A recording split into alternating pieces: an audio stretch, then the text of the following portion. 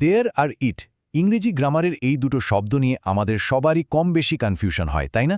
দেখতে একদম সহজ মনে হলেও কখন কোনটা ব্যবহার করতে হবে এটা নিয়ে প্রায় গণ্ডগোল লেগে যায়। তো চলুন আজকের এই আলোচনায় এই ব্যাপারটা একদম জলের মতো সহজ করে ফেলি। এই যে বাক্যটা it is a book on the table, প্রথম দেখায় তো মনে হচ্ছে একদম ঠিকঠাক, তাই না? কিন্তু এখানেই কিন্তু একটা ছোট্ট টুইস্ট আছে, আর এই ধরনের ভুল কিন্তু আমরা হামেশাই করে ফেলি। চলুন তো এর পেছনের কারণটা খুঁজে বের করা যাক। তো প্রথমে আমরা কথা বলবো দেয়ার নিয়ে। সহজ করে বললে দেয়ার হলো অনেকটা একটা পয়েন্টারের মতো, মানে এর আসল কাজই হলো কোনো কিছুর অস্তিত্ব বা উপস্থিতি আছে কি না সেদিকে ইশারা করা। ব্যাপারটা খুবই সোজা। যখনই আমরা বলতে চাই যে কিছু একটা আছে বা কোনো একটা ঘটনা ঘটেছে, তখনই আমাদের দরকার হয় দেরকে। ও অনেকটা বাক্যের শুরুতে এসে আসল যে বিষয় বা সাবজেক্ট তার জন্য একটা জায়গা তৈরি করে দেয়। দেখুন, দেয়ারের কিন্তু কয়েকটা মুখ্য কাজ আছে। যেমন যখন কোনো কিছুর অস্তিত্ব বোঝানো হচ্ছে, there's a big open field. আবার ধরুন কোনো ঘটনার কথা বলা হচ্ছে, দেয়ার ওয়াজ অ্যান অ্যাক্সিডেন্ট। এমনকি কোনো পরিমাণ বা সংখ্যা বোঝাতেও কিন্তু দেয়ার ব্যবহার হয়, যেমনটা আমরা দেখছি দেয়ার আর 1000 স্টুডেন্টস এই উদাহরণে।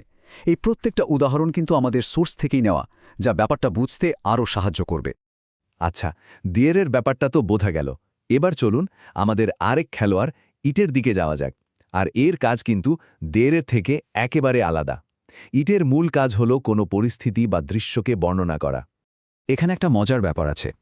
ইট অনেক সময় একটা ডামি সাবজেক্ট হিসেবে কাজ করে, মানে ওর নিজের তেমন কোনো অর্থ থাকে না, কিন্তু ও বাক্যের শুরুতে বসে সময়, আবহাওয়া বা দূরত্বের মতো বিষয়গুলো বর্ণনা করার জন্য একটা সুন্দর মঞ্চ তৈরি করে দেয়।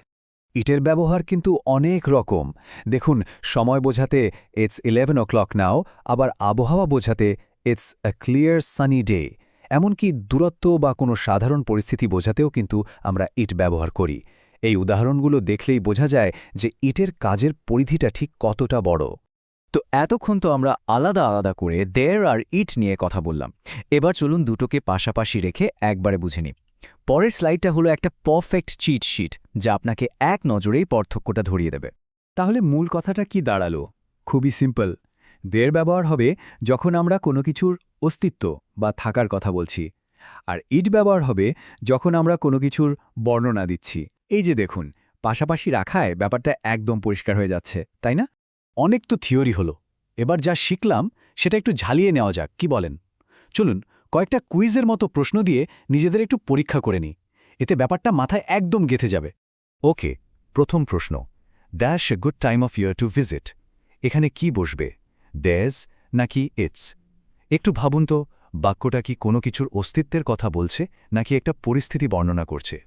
যারা ইটস ভেবেছেন তারা একদম ঠিক, কারণ এখানে বছরের একটা ভালো সময়ের বর্ণনা দেওয়া হচ্ছে। কোনো কিছু আছে বা নেই এরকম কিছু কিন্তু বলা হচ্ছে না। আচ্ছা, পরেরটা দেখা যাক। Dash a lot many places to explore here. এখানে কি হবে, দেয়ার আর নাকি ইটস? এবার কিন্তু অনেকগুলো জায়গার অস্তিত্বের কথা বলা হচ্ছে। ওই চিটশিটের কথা ভাবুন। একদম, এখানে উত্তরটা হবে দেয়ার আর, কারণ এখানে পরিষ্কারভাবেই বলা হচ্ছে যে ঘোড়ার মতো অনেক জায়গা আছে। দেখলেন তো, নিয়মটা একবার ধরে ফেলতে পারলে কত সহজ।